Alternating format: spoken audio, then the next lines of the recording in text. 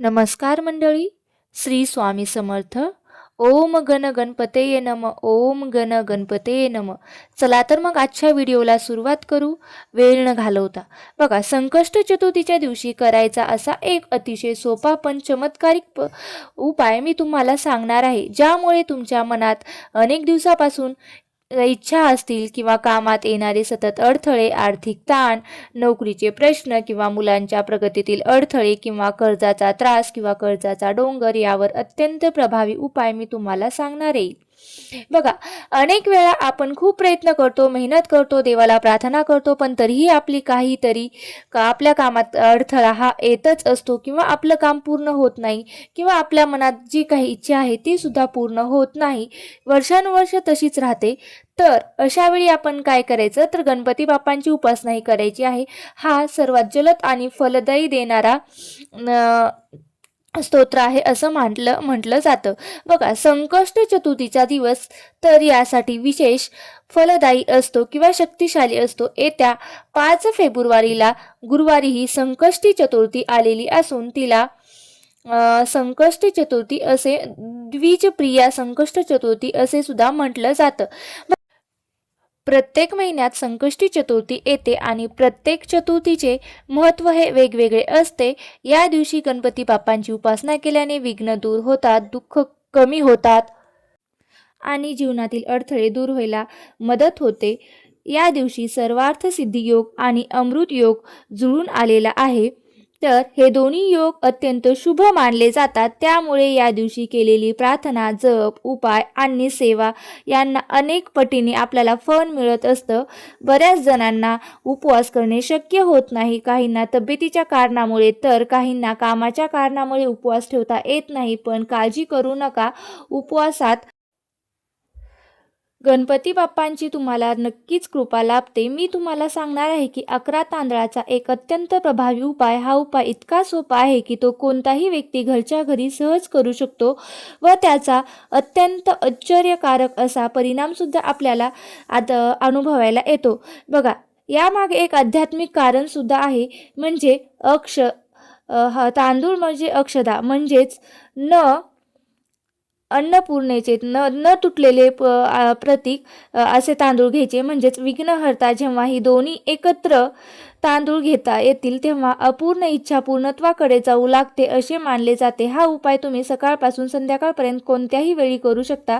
वेळेचे बंधन नाही, पण श्रद्धा, मनाची शांतता आणि पूर्ण विश्वास असणे अत्यंत आवश्यक आहे. आता पुढे आपण अगदी सविस्तरपणे पाहूया हा उपाय नेमका कसा करायचा. तर बघा, प्रत्येक टप्प्याटप्प्याने आध्यात्मिक कारण आहे. या उपायासाठी लागणारी तयारी आणि पूजेची सुरुवात कशी करायची आपण शांतपणे आणि क्रमाने समजून घेऊया. संकष्ट चतुर्थीच्या दिवशी सकाळी शक्यतो लवकर उठावे, मनात गणपती बाप्पांचं स्मरण करावे आणि दिवसाची सुरुवात सकारात्मक विचाराने करावे आणि स्नान करण्यापूर्वी थोडा वेळ देवाचे नामस्मरण केले तर मन अगदी स्थिर आणि प्रसन्न होते. आंघोळीच्या पाण्यामध्ये तुम्ही थोडेसे गंगाजल किंवा पंचगव्य टाकून असेल तर तुम्ही ते करावे आणि स्वच्छ पाण्याने स्नान करून पुरेसे आहे. आणि तेथे शुद्धतेचे आणि भावनेचे महत्त्व सुद्धा आहे. आंघोळ झाल्यानंतर स्वच्छ असे कपडे परिधान करावे आणि हलक्या रंगाचे वस्त्रे परिधान करावे. त्यानंतर देवघरात जाऊन आपण सर्व देवतांची नेहमीप्रमाणे पूजा करावी. विशेषतः गणपती बाप्पांची त्या दिवशी मूर्ती असेल तर त्या मूर्तीला स्वच्छ पाण्याने अभिषेक करावा किंवा पंचामृताने हलकासा अभिषेक करावा. जर मूर्ती नसेल तर तुम्ही फक्त फोटो असेल तर तो स्वच्छ पुसून कोरड्या कपड्याने प्रेमाने पुसून घ्यावा. आणि या कृतीला साधेपणा सुद्धा भक्तीचेच रूप घेत असतो. यानंतर गणपती बाप्पांना दुर्वा अर्पण कराव्यात. जास्वंदाचे फूल अर्पण करावे असेल तर अर्पण करावे, नसेल तर कोणतेही स्वच्छ ताजे फूल अर्पण केले तरी चालतील. तसेच तुम्ही गोड खोबरे यांचा नैवेद्य दाखवावा. या सर्व कृती करताना मनात घाई करू नका. फक्त मन शांत आणि बाप्पांचे स्मरण करत या गोष्टी कराव्यात. देवघरात एक दिवा लावावा. दिव्याची ज्योत ही स्थिरता, प्रकाश आणि सकारात्मक ऊर्जेचे प्रतीक असते. त्या दिव्याजवळ बसल्यावर आपल्याला मन आपोआप शांत होऊ लागतं. या उपायासाठी लागणारी सर्वात महत्त्वाची गोष्ट म्हणजे तांदूळ. हे तांदूळ घेताना एक गोष्ट विशेष लक्षात ठेवावी की तांदूळ पूर्ण अखंड आणि न तुटलेले असावे. तुटलेले, खराब किंवा फुटलेले तांदूळ घेऊ नयेत. बघा, कारण अक्षत म्हणजे पूर्णत्व. आपली इच्छा पूर्ण व्हावी यासाठी हे प्रतिकारात्मक महत्त्व आहे. तांदूळ आणि छोट्या वाटीत घ्यावे, त्यावर हलकेसे हळद कुंकू टाकावे, त्यावर हळद कुंकू टाकावे आणि ते एक अक्षदास तयार होतात, या स्वरूपात तयार होतात. हे तयार करताना मनात भावना ठेवावी, माझ्या पूर्ण इच्छा पूर्ण हो. यानंतर ही वाटी घेऊन गणपती बाप्पांसमोर आसन टाकून बसावे. बसण्याची जागा स्वच्छ असावी, शक्य असल्यास जमिनीवर आसन घालून बसावे. पाठीचा कणा सरळ ठेवावा आणि काही क्षण डोळे मिटून गणपती बाप्पाचं स्मरण करावे. आता तांदळाचा नेमका उपयोग कसा करायचा, मंत्र कसा म्हणायचा, अर्पण करण्याची योग्य पद्धत काय, हे सविस्तर आपण पाहूया. बघा, या उपायातील सर्वात महत्त्वाचा टप्पा आपण समजून घेणार आहोत, म्हणजे मंत्र उच्चारण. तांदूळ गणपती बाप्पांना अर्पण करण्याची पद्धत. आणि बाप्पांसमोर बसल्यावर सर्वप्रथम एक जास्वंदाचे फूल त्यांच्या चरणी आपल्याला अर्पण करायचे आहे. हे फूल अर्पण करताना मनात नम्रता आणि कृतज्ञता असावी, कारण आपण आता जी कृती करणार आहोत ती पूर्ण श्रद्धेने आणि विश्वासाने करणार आहोत. त्यानंतर त्या वाटीत ठेवलेले तांदूळ आपल्यासमोर ठेवावेत. काही क्षण डोळे मिटून दीर्घ श्वास घ्यावा आणि मन शांत करावे. मनातील घाई, चिंता, ताण काही असेल तर ते बाजूला ठेवावेत. आता तांदळापैकी एक तांदूळ उचलायचा, उजव्या हातात घ्यायचा. तांदूळ हातात घेतल्यानंतर हा मंत्र स्पष्ट उच्चारावा. इदम अक्षतम ओम गण गणपतये नम. मंत्र उच्चारताना शब्द स्पष्ट बोलावेत, घाई करू नयेत. मंत्र पूर्ण झाल्यावर तो तांदूळ गणपती बाप्पांसमोर अर्पण केलेला जास्वंदाच्या फुलावर अलगद ठेवावा. यानंतर पुन्हा दुसरा तांदूळ उचलावा, पुन्हा त्याच शांततेने मंत्र म्हणावा, इदम अक्षतम ओम गण गणपतये नम, आणि तो तांदूळ देखील फुलावर त्याचप्रमाणे ठेवायचा. अशा प्रकारे एक तांदूळ हातात घ्यायचा, मंत्र म्हणायचा आणि फुलावर अर्पण करायचा. हे 11 वेळा करायचे आहेत. प्रत्येक वेळी मंत्र पूर्ण भावनेने, श्रद्धेने आणि स्पष्ट उच्चाराने म्हणायचा आहे. येथे संख्या महत्वाची आहे. 11 अंक संकल्प, स्थैर्य आणि पूर्णतेचे प्रतीक मानलं जातं. म्हणूनच 11 तांदळाचा हा उपाय आपल्याला करायचा आहे आणि तो विशेष मानला आहे. सर्व 11 तांदूळ अर्पण झाल्यानंतर दोन्ही हात जोडून काही क्षण गणपती बाप्पांसमोर शांत बसावे. आपल्या मनातील इच्छा असतील ते गणपती बाप्पांना सांगाव्या, काही कामना असतील तर त्या गणपती बाप्पांसमोर सांगाव्या, काही अडचणी असतील तर त्या गणपती बाप्पांना सांगाव्या. जसे की आपण आपल्या जवळच्या व्यक्तींशी बोलतो तसे मन मोकळे करावे. या क्षणी मन पूर्णपणे प्रामाणिक असावे. कोणताही दिखावा आपल्याला करायचा नाही, फक्त श्रद्धा आणि विश्वास असावा. आता पुढे बघणार आहोत की जप आणि पठण कसे करायचे. तर या उपायातला अधिक शक्ती देणारा किंवा अधिक प्रभावशाली म्हणून मानला जातो तो म्हणजे 11 तांदूळ तांदूळ वाहते वेळेस आपल्याला मंत्र उच्चार कसा करायचा आहे, किंवा मंत्र उच्चार केल्यानंतर किंवा अर्पण केल्यानंतर आपण शांत बसून गणपती बाप्पांचे स्मरण करावे. आता या उपायाला अधिक आध्यात्मिक बळ देणारा पुढचा टप्पा म्हणजे यात आपल्याला गणपती अथर्व शीर्षेचं एकदा संपूर्ण फलश्रुतीसह पठण करायचं आहे. गणपती अथर्व शीर्ष हे गणपती उपासनेतील अत्यंत प्रभावी स्तोत्र आहे. यातील प्रत्येक शब्दात एक विशिष्ट असं स्पंदन आहे जे मन शांत करतं आणि श्रद्धेला स्थैर्य देते. पठण करताना घाई मात्र करायची नाही, स्पष्ट उच्चारावेत. जर पूर्ण पाठ माहीत नसेल तर तुम्ही मोबाईलवर वाचून सुद्धा म्हणू शकता. परिपूर्णतेपेक्षा भावना अधिक महत्त्वाची आहे. अथर्व शिष्य पठण झाल्यानंतर आता मंत्र जप करायचा आहे. डोळे हलकेसे मिटावायचे, पाठीचा कणा ताठ सरळ ठेवायचं, मन स्थिर आणि शांत ठेवायचं.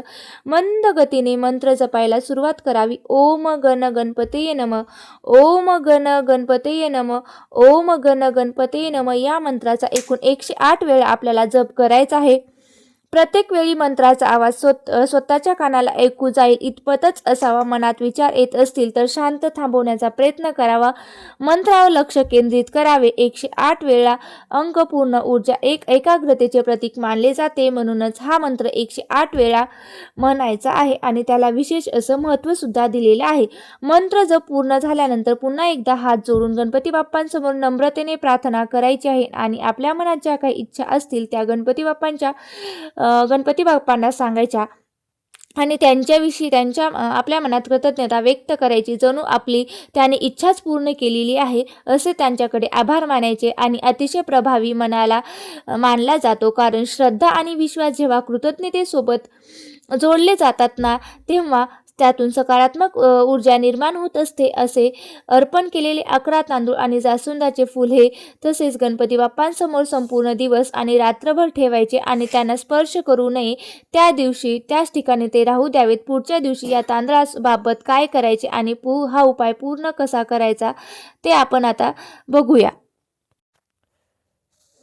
बघा, आता नंतरचा त्या 11 तांदळाचं दुसऱ्या दिवशी काय करायचं, काय नाही करायचं ते आपण स्पष्टपणे समजून घेऊया, म्हणजे त्यात काही तुमच्याकडून चुका होणार नाहीत. बघा, आता हे 11 तांदूळ आपल्याला काय करायचे आहेत. संकष्ट चतुर्थीच्या तुम्ही अर्पण केलेले हे तांदूळ आणि जास्वंदाचे फूल हे संपूर्ण दिवस रात्रभर गणपती बाप्पांसमोर आपण तसेच ठेवलेले होते. आता ते या काळात तांदळावर मंत्र जपाची प्रार्थना आणि श्रद्धेची ऊर्जा साठत असते.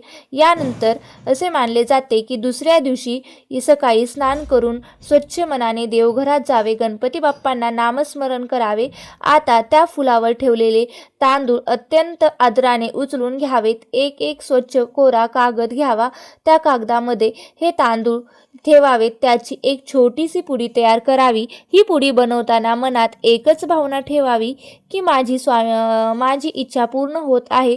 ही तांदळाची पुडी तुम्ही तुमच्याजवळ ठेवायची आहे, शक्यतो पर्समध्ये, खिशात किंवा जिथे तुम्ही रोज ठेवू शकता अशा ठिकाणी ही तुम्हाला तांदळाची पुडी सोबत ठेवायची आहे. म्हणजे तुमच्या प्रार्थना, संकल्प, गणपती बाप्पांनी कृपेची आठवण तुमच्यासोबत असणे होय.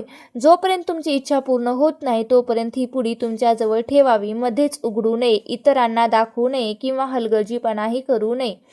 श्रद्धेने जपून ठेवावी. जेव्हा तुम्हाला जाणवेल की तुमच्या मनातील इच्छा पूर्ण झाली आहे, काम पूर्ण झाले, अडथळे दूर झाले आहेत किंवा तांदळाचे विसर्जन करावे. आता विसर्जन करताना वाहत्या पाण्यामध्ये हे तांदूळ सोडावेत. नदी, ओढा उपलब्ध असेल तर वाहत्या पाण्यात असे तांदूळ सोडावे. गणपती बाप्पांचे आभार मानावेत आणि ही कृती म्हणजे आपल्या संकल्पनाची आपण जो संकल्प केला आहे त्याची पूर्तता करणे होय आणि त्यांच्याविषयी कृतज्ञता बाळगणे होय. असा 11 तांदळाचा उपयोग अत्यंत प्रभावी उपाय आहे. तो श्रद्धे आणि विश्वास आणि मन शांत केलेला करून हा सकारात्मक अनुभव देतो असे मानले जाते. येत्या संकष्ट चतुर्थीला हा नक्की उपाय करून पहा. मनापासून प्रार्थना करा, गणपती बाप्पा तुमच्या सर्व इच्छा पूर्ण करतील आणि तुमच्या जीवनातील अडथळे दूर करतील. बोला गणपती बाप्पा मोरया, मंगलमूर्ती मोरया. तुम्हाला आजचा व्हिडिओ कसा वाटला नक्की मला कमेंट करून सांगा. जर व्हिडिओ आवडला असेल तर नक्की लाईक करा, शेअर करा आणि चॅनलवरती जर नवीन असाल तर सबस्क्राईब करायला विसरू नका. ओम गण गणपते नमः. ओम गण